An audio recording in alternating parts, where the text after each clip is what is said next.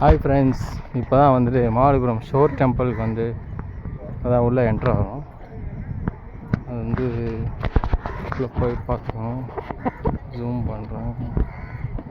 இது அங்கே தான்.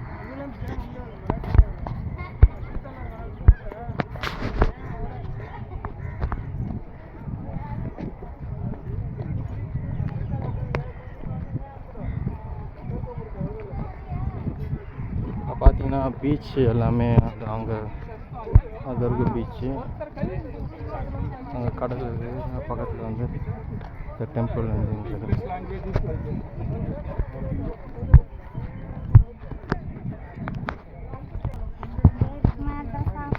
அங்கே இப்போ ஷோர் டெம்பிள் உள்ள என்ட்ரு ஆகிறோம்.